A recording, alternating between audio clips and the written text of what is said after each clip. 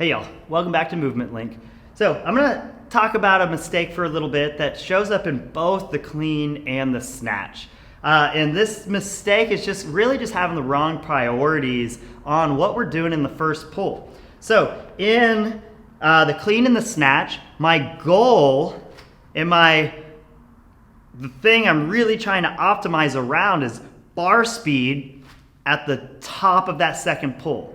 To get that, I'm trying to prioritize my jumping position because we know that's going to be the position that gets us the most power. So here's my clean, here's my snatch, doesn't really matter. I'm doing the same things in these.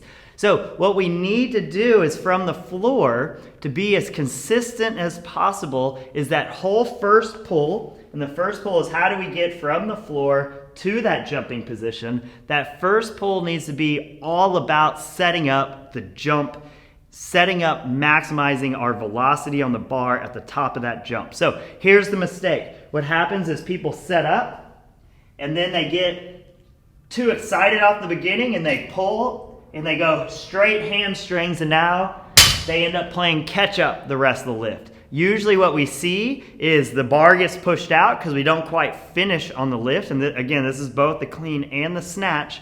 So couple ways we can fix this. One is let's make sure that we're actually tight and ready to go. Remember, we don't want to go from 0 to 100. We want to go from 60 to 100. So as I'm setting up, I think about my jumping angle, but then I come down, keeping my back flat. I get my hands set up, and I use that bar to pull and get tension. So now when I'm ready to go, everything goes together, and I'm not down here setting up, and then as I go, I yank. Because usually when I yank, your body goes looking for tightness, and a lot of times we see that butt come up in the air. So we have a couple things. One, people are thinking that the first pull is a little like a deadlift, and they're going hamstrings, and we need to think of it more like a squat. And we need to go, if this is the clean, we need to go squat off the floor as we're bringing it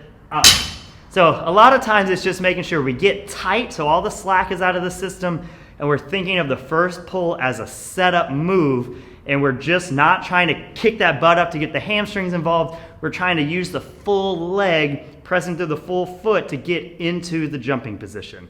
So again, once we see that butt go up, we see that athlete then have to go a really long way to finish. Sometimes they get there, sometimes they don't.